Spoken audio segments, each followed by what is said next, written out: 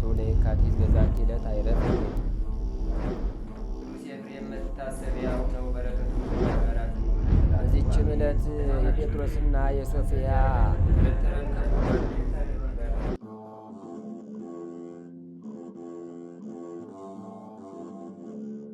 በስመ አብ ወወልድ ወመንፈስ ቅዱስ አሐዱ አምላክ አመ ዕስራ ወሰኑይ ለኅዳር በዛቲ ዕለት ኮኑ ሰማዕተ ቅዱሳን ቆዝሞት ወድምያኖስ ወአዊሆሙ።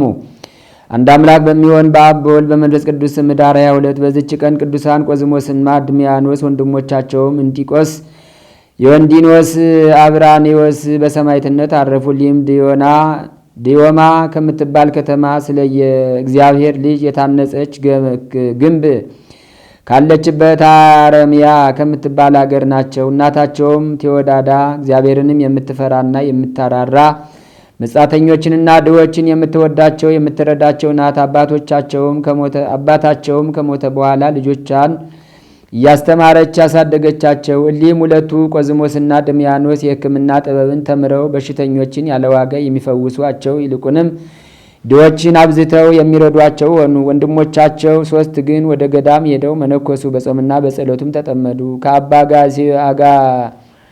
አጋጌዎስ አደራ ባስጠበቀው በንጉሠ ቁዝ ልጅ ምክንያት ዲዮቅልጥያኖስ ክዶ የረከሱ ጣዖታትን ባመለከ ጊዜ በምእመናን ላይ መከራ ሆነ። ገንዘብ ወዳጅ አጋጌዎስ ብዙ ወርቅን ተቀብሎ የንጉሠ ቁዝን ልጅ ወደ አባቱ ልኮታልና። ከዚህም በኋላ የንጉሠ ቁዝ ልጅ ዲዮቅልጥያኖስ ዳግመኛ ከጦር ሜዳ አግኝቶ ማረከው። እርሱንም የንጉሡን ልጅ ሰውሮ አባ አጋጌዎስን ጠራው።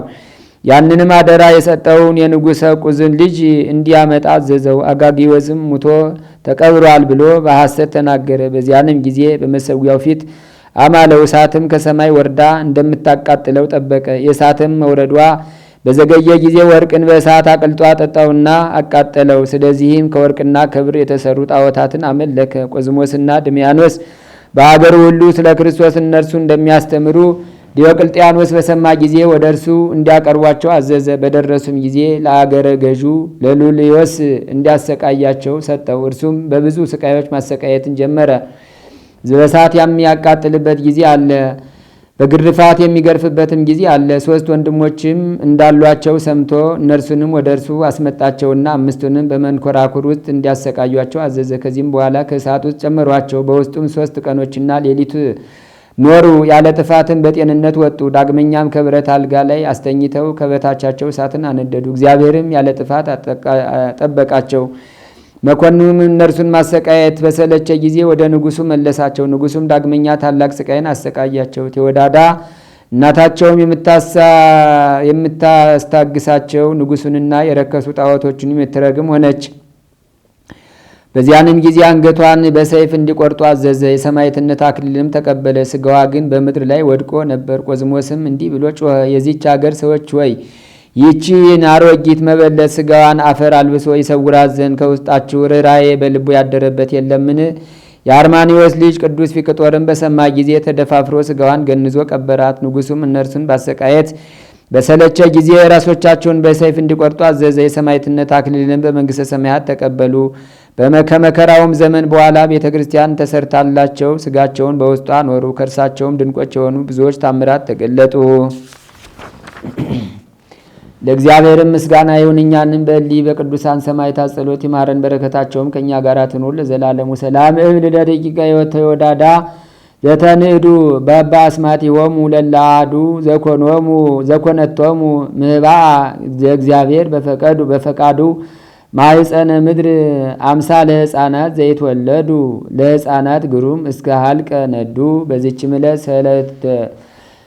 ዕለት 262 ወንዶች 49 ሴቶች የቅዱስ ቆዝሞስ ማኅበር የሆኑና ቀለሚንጦስም በሰማዕትነት አረፉ። በረከታቸውም ከእኛ ጋር ትኑር ለዘላለሙ። ሰላም እብል ክልኤተ አማአተ ወስሳ ወክልኤተ ደወ ኃይል ሎንተ አዲ 40 ወተሳተ አንስተ እንዘይዘልፋ ንጉሠ ወይጼእሉ ጣዖተ ምስለ ቆዝሞስ ደርገ ዘኮኑ ሰማዕት። አንድ አምላክ በሚሆን በአብ በወልድ በመንፈስ ቅዱስ ስም ኅዳር 23 በዚች ቀን የ100 አለቃ የነበረ ጻድቁ ቆርኔሌዎስ አረፈ። በዚችም ዕለት ዳግመኛ የስሙ ትርጓሜ የእግዚአብሔር አገልጋይ የሆነ የነቢይ አብድዩ የዕረፍቱ መታሰቢያ ነው። ዛቅረብኩ ማይሌታ ዘኪርያ ይላፈም ለተጸምዱ ከዘልፈ ለላ አነብ ተወከብ ዘንዴት የመጻፈን ተረሰይ ከግዚኦ ጸዲቀ መበለት ጉፈ እምላ አቡ ላን ዘተርፈ ነቢያት ቅዱሳን ሐዋርያት ሰባኪያን ሰማዕታት ጻድቃኑ መላእክት ትጓን ደናግላዲ ወመነኮሳት ሄራን ባርኩ ባርኮ ጉባኤ ዛቲ መካን እስከ አረጋዊ ሊቆኖስ ጻለ ዘጻፈ በክርታስ ወለዛ ጻፎን ዘይደርስ ወለዛ አንብቦ ወለዘ ተርጎሞ በልሳን አዲስ ወለዘ ሰማ ቃሎ በዝነ መንፈስ በጸሎተሙ ማርያም አራቂተ ኩሉም ባይ ስቡረ መሐረነ ኢየሱስ ክርስቶስ ታምር ዘገብረ ቅዱስ ኡራኤል ሊቀ መላእክት ጸሎቱ በረከቱ ያሉ ምስለ ኩልነ ህዝበ ክርስቲያን ለዓለም ዓለም አሜን። ልመናው አማላጅነቱ ለሁላችን ለህዝበ ክርስቲያን ላይ ይሁንና የመላእክት አለቃ ቅዱስ ኡራኤል ያደረገው ታምር ነው።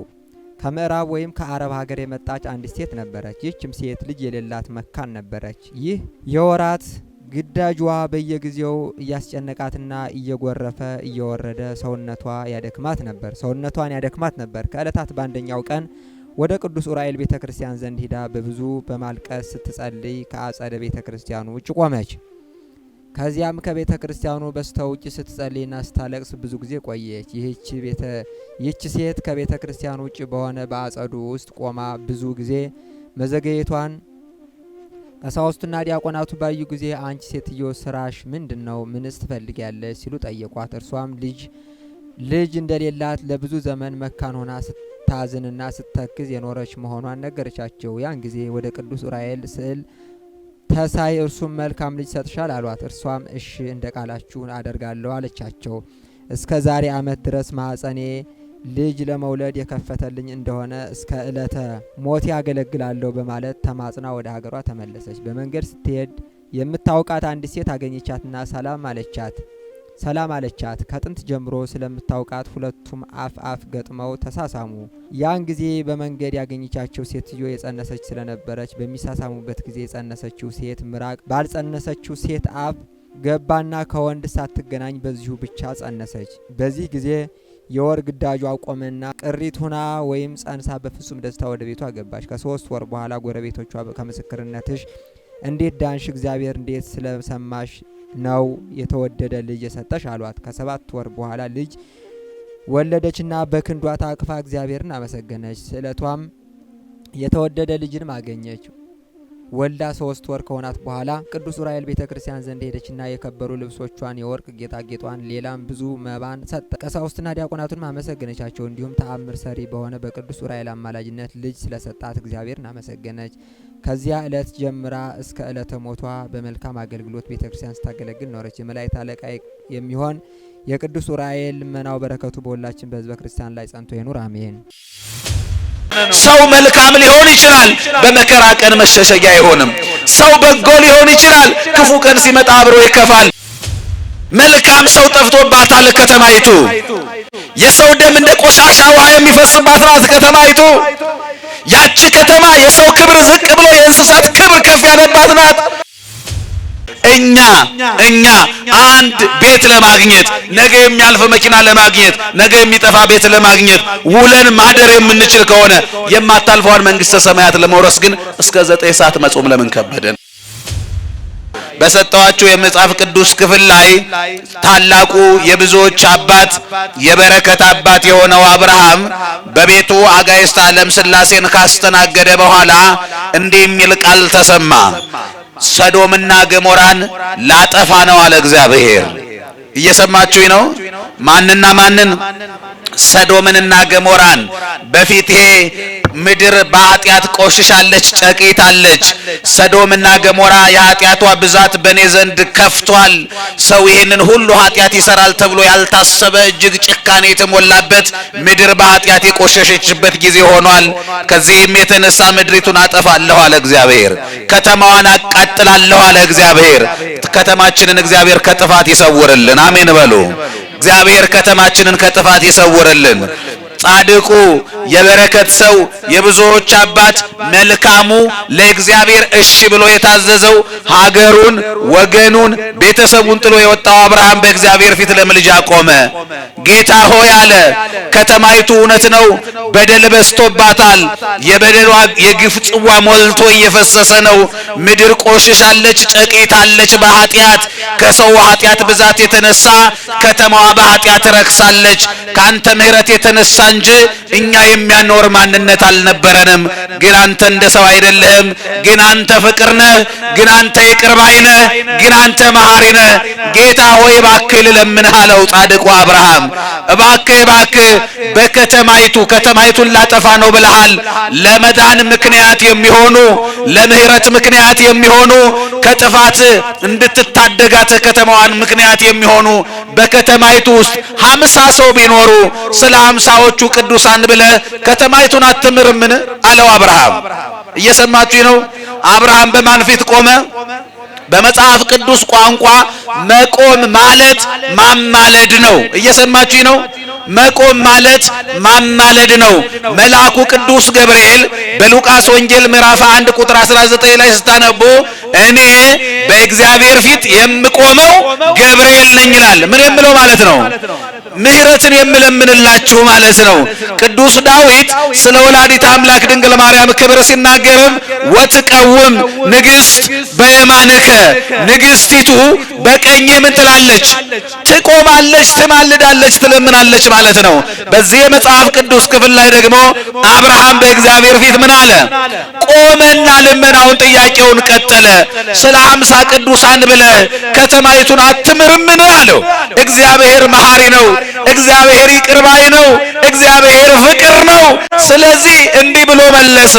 እውነት እልሃለሁ አባ ጊዮርጊስ ዘጋስጫም እንደተናገረው እግዚአብሔር አለ የተራበ ሰው በልቶ የተጠማ ሰው ጠጥቶ እስከሚረካ ድረስ እንደሚቸኩል እግዚአብሔር ይቅር ለማለት ይቸኩላል።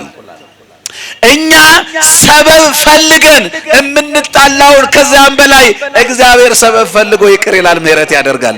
ምን ምክንያት ምን ሰበብ አግኝቼ ልማራቸው እያለ እግዚአብሔር ምክንያት ይፈልጋል። በቅዱሳኑ ስም ቀዝቃዛ ውሃ ስናጠጣ ይሄንን ምክንያት አድርጎ እግዚአብሔር ይቅር ይላል። እየሰማችሁ ነው? ይሄ ደግሞ በማይታበል ቃሉ የተናገረው ነው። የማቴዎስ ወንጌል ምዕራፍ 10 ቁጥር 42 ላይ ስታነቡ ዘአስተየ ለአሐዱ ንዑሳን እምሉን ዘአስተየ ለአሐዱ እምሉ ንዑሳን ጽዋ ማይ ቆሪር በስመ ረድእ አማን ብለክሙ ያሐጉል እሴቶ ነው የሚለው። እውነት እላችኋለሁ በደቀ መዛሙርቴ ስም እኔን ባመኑ እኔን በሰበኩ ስለኔ ዋጋ በከፈሉት ስለኔ በተጋደሉት በቅዱሳኑ ስም ቀዝቃዛ ውሃ እንኳን ያጠጣ እውነት እላችኋለሁ ዋጋው አይጠፋም። ዋጋው ምን አይልም? እግዚአብሔር ውለታን አይረሳም። እግዚአብሔር ዋጋን አይረሳም። እግዚአብሔር በጎ ነገር ያደረግነውን አይረሳም። እንኳን ያደረግነውን መልካም ሥራ ከጧት ጀምሮ እስከ አሁኗ ሰዓት ድረስ በዚህ ቅዱስ ቦታ ተሰብስበን መዋላችንን እግዚአብሔር እንደ በጎ ቆጥሮ ዋጋ ይከፍላል። እስካሁን ድረስ ብትሰሩ የምታገኙትን ገንዘብ ለቤተ ክርስቲያን ሙዳየ ምጽዋት ውስጥ እንዳስገባችሁ አድርጎ ወደ ገንዘብ ቀይሮ የጊዜ አስራት አድርጎ እግዚአብሔር ይቆጥራል። ልክ እግዚአብሔር በጎ ሐሳብን እንኳን ስጦታ አድርጎ ይቆጥራል እኮ። አባቶቻችን ሲጸልዩ የስጦታ ጸሎት አላቸው። ጸሎተ መባዘ ሐዋርያትም ይባል። ስጦታቸውን ተቀበል ይሉና ብዙ የሰጡትንም ትንሽ የሰጡትንም ጥቂት በግልጥ የሰጡትንም በስውር የሰጡትንም ተቀበላቸው ካሉ በኋላ ነገር ግን የሚሰጡት የሌላቸው ወይኔ ቢኖረኝ ኑሮ እኔም ሰጥቼ ባረክ ነበር ብለው የተመኙትን የመስጠት ፍላጎታቸውን እንደ ስጦታ አድርገህ በረከት አብዛላቸው ነው የምትለው ቤተ ክርስቲያን። ተወከፍቶቶሙ ፍላጎታቸውን ተቀበል። እነዚህ ሰዎች ቢኖራቸው ሰጥተዋል፣ ቢኖራቸው መልካም አድርገዋል። ክፉ ሐሳብም እንደ ድርጊት ሆኖ ይቆጠራል፣ መልካም ሐሳብም እንደ ድርጊት ሆኖ በመልካም ዋጋ ይቆጠራል። ስለዚህ እግዚአብሔር መልካም ነው፣ የመልካሞቹ መልካም ነው፣ በመከራ ቀን መሸሸጊያ የሆነ ነው። ሰው መልካም ሊሆን ይችላል፣ በመከራ ቀን መሸሸጊያ አይሆንም። ሰው በጎ ሊሆን ይችላል፣ ክፉ ቀን ሲመጣ አብሮ ይከፋል። በክፉ ቀን አብሮ የማይከፋ እሱ እግዚአብሔር ብቻ ነው። ክብርና ምስጋና ለአምላካችን ይሁን። ስለዚህ በከተማይቱ ውስጥ 50 ሰው ከተገኘ ስለ 50ዎቹ ቅዱሳን ብዬ ከተማይቱን እምራለሁ አለ እግዚአብሔር። እየሰማችሁ ነው? ስለ ስንት ሰው? ስለ ስንት ቅዱሳን? እግዚአብሔር በከተማይቱ እግዚአብሔር ይቅር ለማለት ምክንያት የሚሆኑ ቅዱሳንን አያጠፋብን። አብርሃም ቀጠለ ልመና። ምናልባት በሰዶምና በገሞራ 50 ሰው ባይገኝስ የሚል ስጋት አደረበት በልቡ። ስለዚህ ጌታ ሆይ አትቆጣ፣ አሁንም ሁለተኛ ጥያቄ ላቀርብ ነው አለ።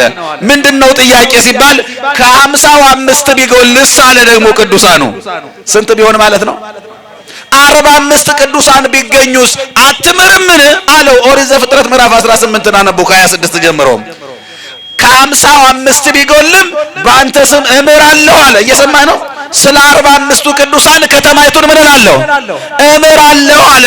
ጌታ ሆይ አሁንም አትቆጣ፣ በፊት ልናገር። ምናልባት ደግ ሰው ጠፍቷል። ምን አይነት ሰው ጠፍቷል? መልካም ሰው ጠፍቷል። አንዳንዱ ጊዜና ቦታ ልመቻችለት ብሎ ነው። አንዳንዱ አቅም አጥቶ ነው። አንዳንዱ በልቡ ሰው ያልገደለ ሰው ያልረገመ ድፍት ያድርግሽ ብሎ ያልተራገመ ማንም የለም። ግን አንተ እንደ ሰው አይደለም። ሰው ከፍቷል። በምድር ላይ ደግ ሰው የለም። 45 ላይ ይገኙ ቢችሉ 40 ቢሆኑ አሁንስ አትምርምን አላሆንም። እግዚአብሔርም ስለ 40ዎቹ ቅዱሳን ከተማይቱን ምን እላለሁ አለ። አረ ክብርና ምስጋና ለመሐሪው አምላክ ይሁን። በእውነት እምራለሁ አለ። ቀጠለ አብርሃም። አሁንም 40 ቅዱሳን በከተማይቱ ያልተገኙ እንደሆነ የሚል ስጋት አደረበት። አዎ እውነት ነው። ያቺ ከተማ 40 ሰው አይደለም 10 ሰው የለባትም። መልካም ሰው ጠፍቶባታል ከተማይቱ። የሰው ደም እንደ ቆሻሻ ውሃ የሚፈስባት ናት ከተማይቱ። ያቺ ከተማ የሰው ክብር ዝቅ ብሎ የእንስሳት ክብር ከፍ ያለባት ናት።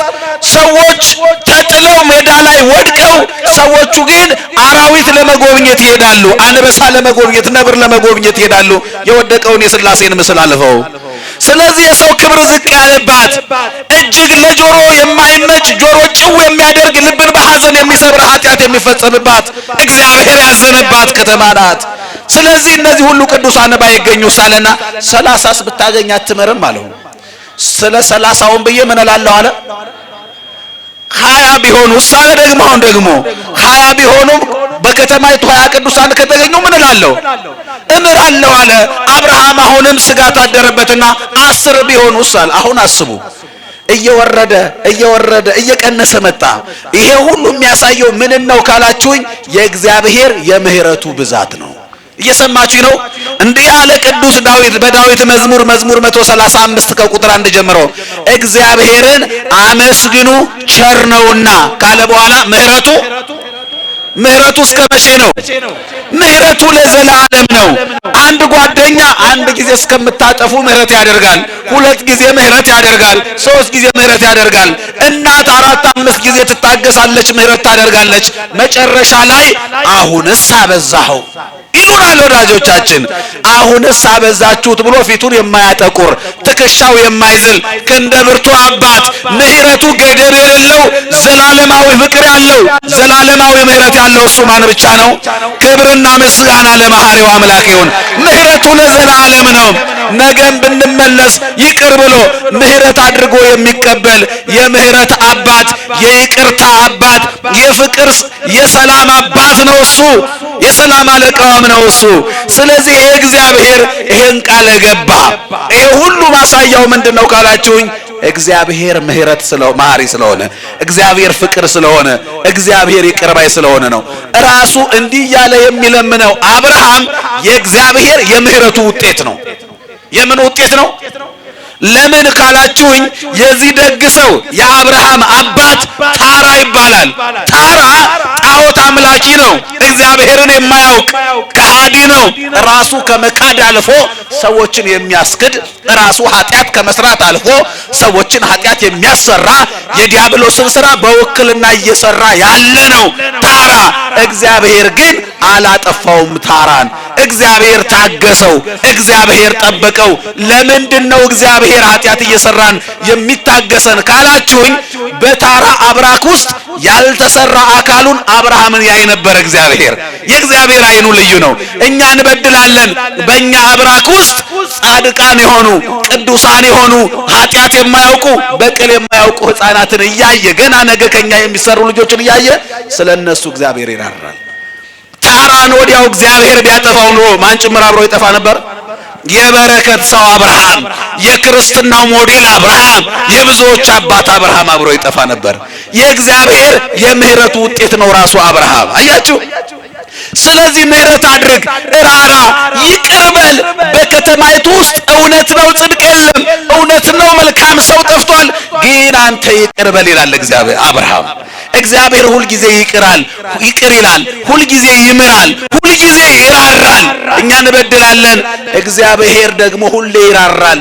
ምን ይሆን ምክንያቱ ከተባለ እየበደልነው እድሜ እየሰጠን ያለው ነገ ይመለሱ ይሆናል ብሎ እየጠበቀ ነው። የንስሐ እድሜ የባከነ ጊዜ እየተጨመረልን ነው። የአገሬ ሰው እንደሚለው ማሰሪያው ሲረዝምላች የተፈታች ይመስላታል። እግዚአብሔር በደል እየሰራን ኃጢአት እየሰራን ዝም ሲለን ያላየን ያላወቀብን መሰለን። እየሰማችሁ ነው። ቅዱስ ዳዊት እንዲህ ነው የሚለው፣ ዘተከላሁ ለእዝን እየሰምዕኑ፣ ለእናንተ ጆሮን ፈጥሮ እንድትሰሙ ያደረገ እግዚአብሔር አይሰማም? ይሰማል። ዘፈጠራሁ ለዓይን፣ ለእናንተ ዓይንን ፈጥሮ እንድታዩ አድርጎ የሰራ እግዚአብሔር እሱ አያይም? ያያል። እያየ እየሰማ እያወቀ የተደረገውን አይደለም ገና የሚደረገውን እያወቀ እግዚአብሔር ዝም ይላል። እግዚአብሔር ይራራል። እግዚአብሔር ይታገሳል። ምን ይሆን ምክንያቱ ካላችሁኝ፣ አንደኛው ነገ ይመለሳሉ ብሎ ነው። ሁለተኛ እኛ ባንመለስ እንኳን ከኛ ከኃጢአተኞቹ የተባረከ ዘር ሊወጣ ስለሚችል ነው። ሶስተኛ የፍርድ ቀን ስላለ በፍርድ ቀን ዋጋ ይከፍላል እንጂ ከዚህም በኋላ ምድርን በንፍር ውሃ አላጠፋም ብሎ ለቅዱሳኑ ከቅዱሳኑ መካከል አንዱ ለኖህ ቃል ገብቷል። ስለዚህ እግዚአብሔር በዚህ ቅዱስ ሰው ምክንያት ጥያቄ ቀረበለት፣ ጥያቄውን ተቀበለ። በከተማይቱ ደግ ሰው ጠፋ፣ 10 ሰው። እግዚአብሔር ሁለት አይነት መንገድ አለው። ሲያዝን ሲቆጣ ሊያጠፋ ሲነሳ በከተማይቱ ያሉት ቅዱሳን ከ10 ሰዎች በላይ ከሆነ ስለነሱ ብሎ ምን ያደርጋል? ከተማይቱን ይምራል። ያሉት ሰዎች ከዛ በታች ከሆነ እነሱን ውጡ ይልና ካወጣ በኋላ ከተማይቱን ያቃጥላል። እነ ሎጥ በከተማይቱ ነበሩ። ከ10 በላይ አይደሉም። ከ10 በታች ሲሆኑ ከተማይቱን ሊያጠፋ እግዚአብሔር ተነሳ። ሰዶምና ገሞራ ውስጥ የተገኙ በጣት የሚቆጠሩ ሰዎችን ውጡ ካለ በኋላ ከተማይቱን ምን ያደረጋት? አጠፋት። እግዚአብሔር ከተማችንን ከጥፋት ይሰውርልን። እግዚአብሔር ይቅር ለማለቱ ምክንያት የሚሆኑ ቅዱሳንን እግዚአብሔር አያጥፋብን። ቅዱሳን የምንላቸው እንዲህ የምናከብራቸው፣ እንዲህ የምንዘምርላቸው፣ እንዲህ ተሰብስበን በረከት የምንቀበልባቸው ለመዳናችንም ምክንያት የሆኑ ቅዱሳን ያለ ምክንያት አይደለም እግዚአብሔር ያስቀመጠልን። እኛ ከስህተት፣ እኛ ከበደል፣ እኛ ከኃጢአት ተለይተን ስለማናውቅ መመለሻችንን እግዚአብሔር ብዙ አደረገልን። ንስሐው አለ፣ ጸበሉ አለ፣ እምነቱ አለ፣ መስቀሉ አለ፣ ቅዱሳን አሉ። በእነዚህ ሰበብ እንኳን እግዚአብሔር ኃጢአታችንን ቀንሶ አስባችሁታል። አሁን ዛሬ እዚህ ቤተክርስቲያን ያለን ሰዎች በትንሹ 100 ሰው ብንሆን፣ እየሰማችሁኝ ነው? 100 ሰው ቢሆን እዚህ ውስጥ ያለው ይሄ ሁሉ ሰው አንዳንዱ በመስሪያ ቤት፣ አንዳንዱ በመኖሪያ ቤት፣ አንዳንዱ በመጠጥ ቤት፣ አንዳንዱ በሌላ ቦታ ቢሆን ኖሮ እስካሁኑ ሰዓት ድረስ ከዚህ ሁሉ ሰው በትንሹ 10 ሰው ኃጢአት ይሰራ ነበር። እውነት ሐሰት? እውነት ነው። ምንም እንኳን በቃሉ ልባችን ተነክቶ ለንስሐ ባንበቃ፣ ካሁን በፊት የሰራነውን ኃጢአት እንኳን ባናስወግድ በንስሐ ያለው ኃጢአታችን ባለበት ላይ ሌላ ኃጢአት እንዳይጨመር ባለበት ቆሞ እዚህ ከመጣንበት ሰዓት ጀምሮ ኃጢአት አልሰራንም። በዚህ እንኳን ኃጢአታችን ይቀንሳል። በዚህ እግዚአብሔር ይቅር ይለናል። በዚህ በተቀደሰው ቦታ ተሰብስበን ስንማጸን በቅዱሳኑ ቃል ኪዳን ይምረናል። አሁንም መሐሪው አምላክ ይማረን። ቅዱሳን ብለን የምናከብራቸው እነማን ናቸው? ጠቅለል አድርገን እንይ። ቅዱሳን ብለን የምናከብራቸው በፀሐይ ላይ የእግዚአብሔር በሆነው ላይ ስልጣን ያላቸው ናቸው። ሰማይና ምድር የማን ነው? ሰማይና ምድር የማን ነው? እግዚአብሔርን ካስደሰቱት በኋላ፣ እግዚአብሔርን ካከበሩ በኋላ፣ እግዚአብሔር ካመነባቸውና ከተደሰተባቸው ፈቃዱን ከፈጸሙለት በኋላ፣ እንደ ሐሳቡ እንደ ሕጉ ከሄዱ በኋላ መጨረሻ ላይ እግዚአብሔር የሚሰጣቸው ባለው ሀብቱ ላይ መሾም ነው። ባለው ሀብቱ ላይ መሾም ነው። ቅዱሳን ያማልዳሉ ብቻ አይደለም። አንድ ያማልዳሉ ብለን ስንከራከር ከዚያ የበለጠውን ስልጣን እረስተንባቸዋል። ቅዱሳን ያማልዳሉ ብቻ አይደለም፣ ይፈርዳሉ። እየሰማችሁ ነው? የማቴዎስ ወንጌል ምዕራፍ 11 ቁጥር 27 ላይ እንዲህ ነው የሚለው። ቅዱስ ጴጥሮስ እንዲህ አይነት ጥያቄ አቀረበ። ጌታ ሆይ ሁሉን ትተን ተከተልንህ። እየሰማችሁ ነው? ሁሉን ትተን ተከተልንህ፣ ምንድነው የምናገኘው ብሎ ጠየቀ ቅዱስ ጴጥሮስ። ጴጥሮስ ይህን ጥያቄ ሲጠይቅ እግዚአብሔር መለሰለት እንዲህ ብሎ አንትሙኒ ትኩየንኑ ዲበ አሰርቱ ወክሌቱ መናብርተ እስራኤል፣ እናንተም አለ የሰው ልጅ ክርስቶስ በሚመጣበት ጊዜ ለፍርድ ሲመጣ በ12ቱም ነገደ እስራኤል ላይ በወንበር ላይ ተቀምጣችሁ ምን ትላላችሁ? ትፈርዳላችሁ። መፍረድ የማን ስራ ነው? ስለዚህ ከምን አልፈዋል ማለት ነው? ከማማለድ አልፈው ምን ይላሉ ማለት ነው? ክብርና ምስጋና ለቅዱሳኑ ይሁን። በእውነት እልል በሉና መስግኑላቸው። እንደዚህ ነው የሚለው። ከዚህም የተነሳ ቅዱሳንን እኛ ያማልዳሉ ብለን ብቻ ሳይሆን ምን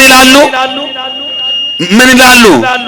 የማቴዎስ ወንጌል ምዕራፍ 19 ቁጥር 27 ላይ ስታነቡ እንደዚህ ነው የሚለው፣ ይፈርዳሉ። ሁሉን ትተን ተከተልን አሎ ጴጥሮስ በማቴዎስ ወንጌል ምዕራፍ 19 ቁጥር 27 ሁሉን ትተን ተከተልንህ። እኛ የተከተልንህ ምንድነው የምናገኘው ብሎ ሲጠይቀው መድኃኒታችን ኢየሱስ ክርስቶስ የመለሰው መልስ ምንድነው? እውነት እውነት እላችኋለሁ እናንተ የተከተላችሁኝ በዳግም ልደት የሰው ልጅ በክብሩ ዙፋን በሚቀመጥበት ጊዜ እናንተ ደግሞ በ12ቱ የእስራኤል ነገድ ስትፈርዱ ምን ስትሉ ስትፈርዱ። ፈራጅ ማን ነው? እግዚአብሔር ነው። ቀንና ሌሊቱን የሚያፈራርቅ ማን ነው? ፀሐይና ጨረቃን የሚያፈራርቅ ማን ነው? ሰማይና ምድር የማን ነው? ቅዱሳን ለቅድስና ክብር ከበቁ በኋላ ግን በእነዚህ ሁሉ ላይ ስልጣን ይሰጣቸዋል። እግዚአብሔር ያሳያችሁ። ኤልያስ የያዕቆብ መልእክትን ስታነቡ ኤልያስ እንደኛ ሰው ነበረ ይላል። ምን ነበረ? ለቅድስና ክብር ከበቃ በኋላ እግዚአብሔር በሀብቱ ላይ ሾመው። ኤልያስ ቅዱስ ሰው ነው። ቅዱሱ ሰው ኤልያስ ሰማይን ለጎመ፣ ዝናብ እንዳያዘንብ አደረገ። ይሄ ስራ የማን ነው? ዝናብ ማዝነብ የማን ስራ ነው? የእግዚአብሔር ስራ ነው አይደለ? አሁን ኤልያስ ተሾመ፣ ኤልያስ ከበረ። ኤልያስ በእግዚአብሔር ሀብት ላይ ከተሾመ በኋላ ሰማይን አዘዘ። ሰማይ ለማን ታዘዘ? እግዚአብሔር ያሳያችሁ። ኤልያስ ለእግዚአብሔር ታዘዘ።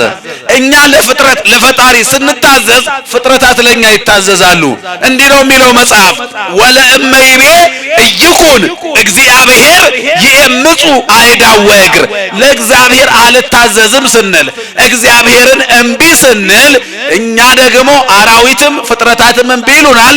ፍጥረታት ብቻ ሳይሆን የወለድነው ልጅ እምቢ ይለናል።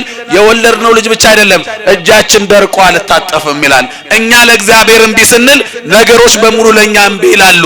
እግዚአብሔርን እሺ ስንለው ኤልያስ እግዚአብሔርን እሺ ሲል እሺ ካለ በኋላ እግዚአብሔር ያዘዘውን ሰምቶ ከፈጸመ በኋላ ኤልያስ ደግሞ ፍጥረትን አዘዘ፣ ሰማይን አዘዘ።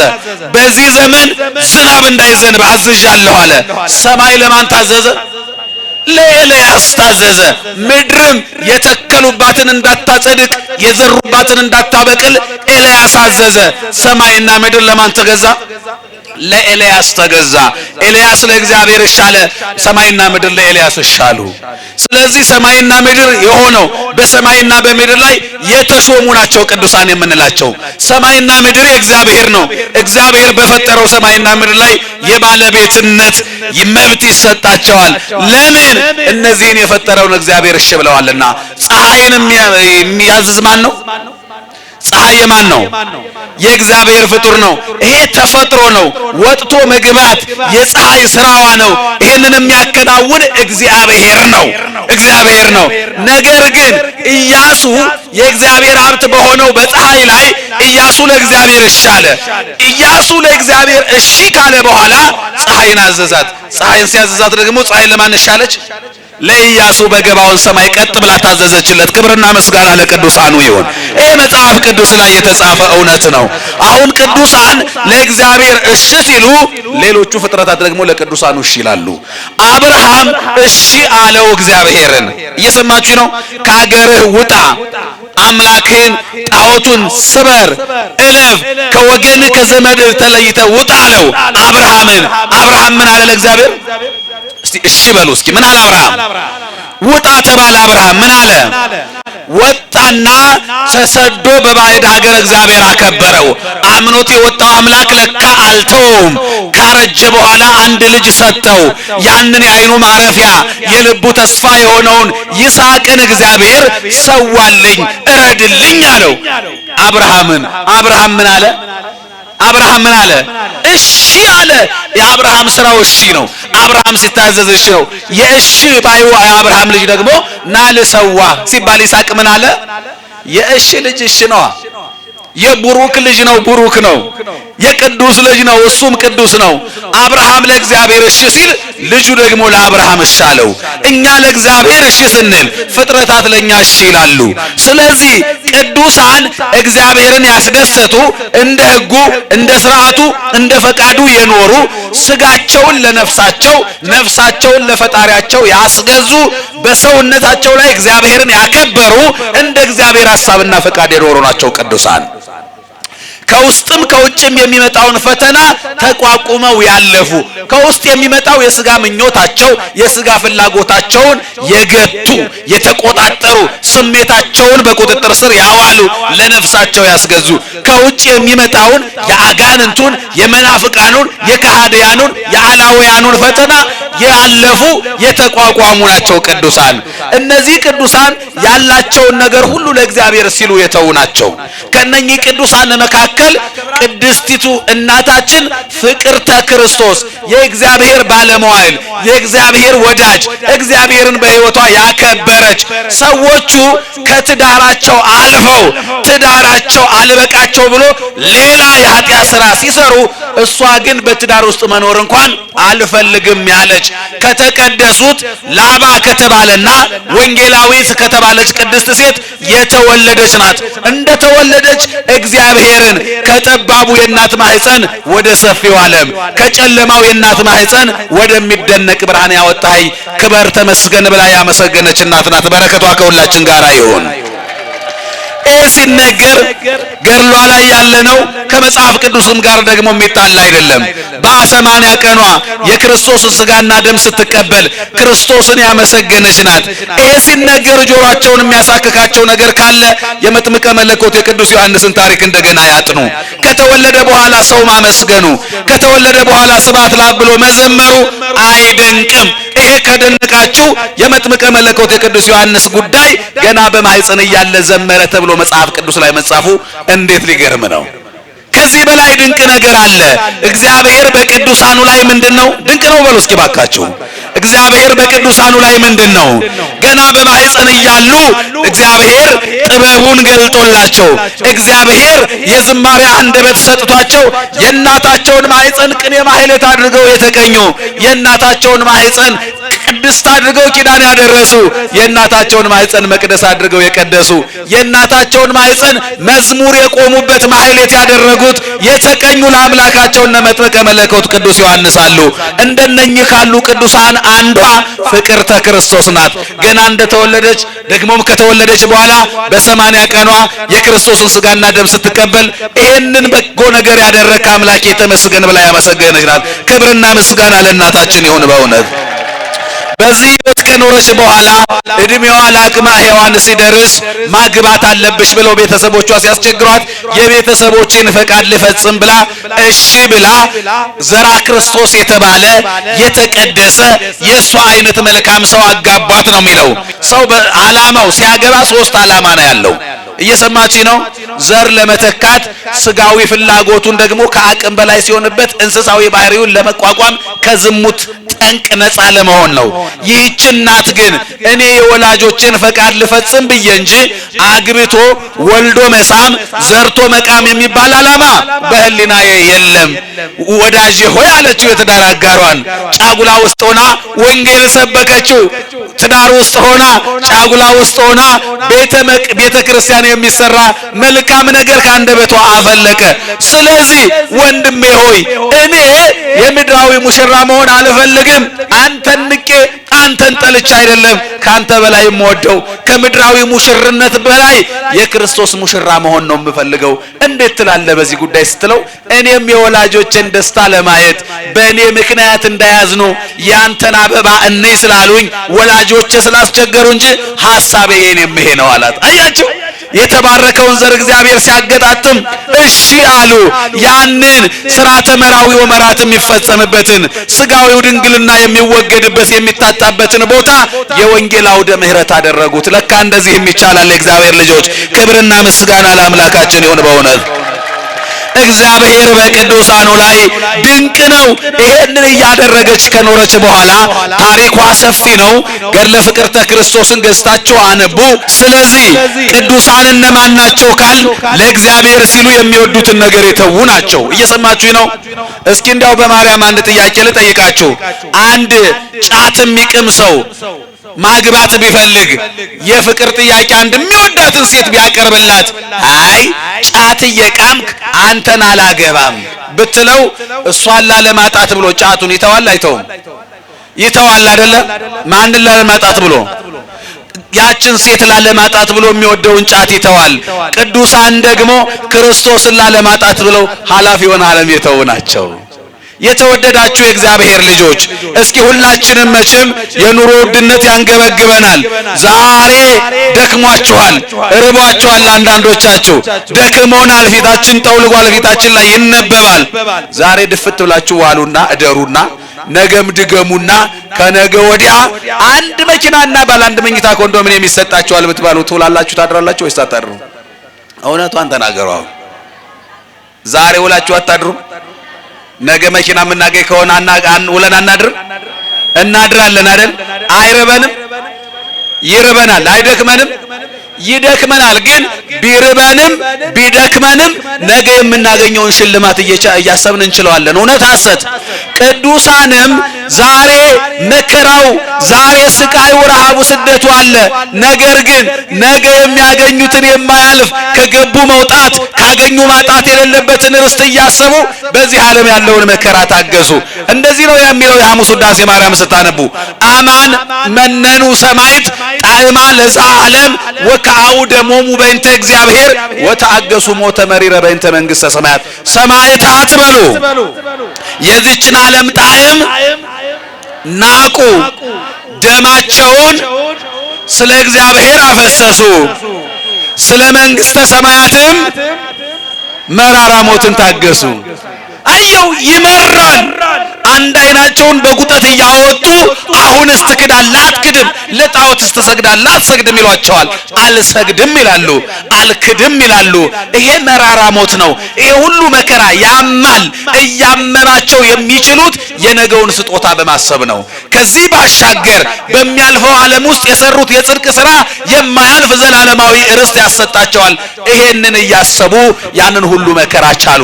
ደማቸውን ደሙን ላፈሰሰላቸው አምላክ ሲሉ ደማቸውን አፈሰሱ። ስለማታልፈው ርስት ያችን ርስት ለመውረስ ሲሉ መንግሥተ ሰማያትን ለመውረስ ሲሉ መራራውን ሞት ታገሱ። እኛ አንድ ቤት ለማግኘት ነገ የሚያልፍ መኪና ለማግኘት ነገ የሚጠፋ ቤት ለማግኘት ውለን ማደር የምንችል ከሆነ የማታልፈውን መንግሥተ ሰማያት ለመውረስ ግን እስከ 9 ሰዓት መጾም ለምን ከበደን? የመጨረሻ ጥቅሴ ነው፣ በደንብ ያዙልኝ። ትንቢተ ሚልክያስ ምዕራፍ 1 ቁጥር 6 ላይ እንደዚህ ነው የሚለው፣ እናንተ ስሜን የምታቃልሉ ይላል። እናንተ ስሜን የምታቃልሉ ስሜንም የምታሰድቡ በእውነት ልጅ አባቱን ባሪያስ ጌታውን ሊያከብር አይገባውም? ምን ይላል? ይገባዋል አይገባውም? እስኪ ንገሩ በማርያም ይገባዋል አይገባውም? ይገባዋል። ልጅ አባቱን ባሪያ ጌታውን ሊያከብር ይገባዋል። እናንተ አባታችን ነህ ትሉኛላችሁ፣ ጌታችን ነህም ትሉኛላችሁ። አባት ከሆንኩ መከበሬ፣ ጌታ ከሆንኩስ መፈራቴ ወዴት አለ ነው የሚለው። እየሰማችሁ ነው? አባታችን ነህ ብላችሁኛል፣ እንደ አባት ግን እያከበራችሁኝ አይደለም። ጌታችን ነህ ብላችሁኛል፣ እንደ ጌታ እየፈራችሁኝ አይደለም። ለእኔ ያላችሁ ክብር ከአንድ ለፋፊ በታች ነው።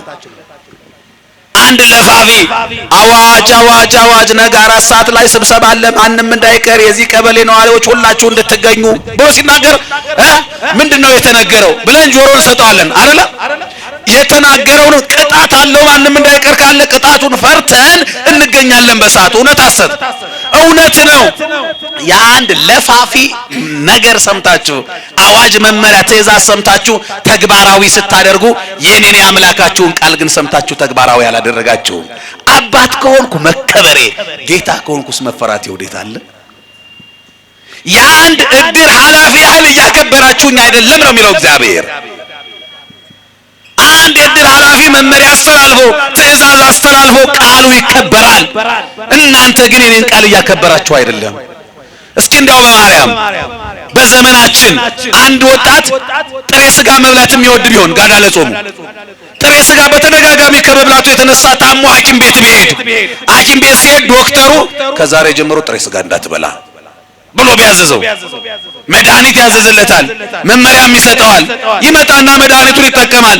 ወዳጆቹ በሙሉ የሚያውቁት ጥሬ ስጋ እስኪና አሁን እኮ ጾም ተፈቷል፣ ጥሬ ስጋ ልጋብዝና ብለው ሲጋብዙት ውይ ጥሬ ስጋ እኮ አልበላም ትቻለሁ።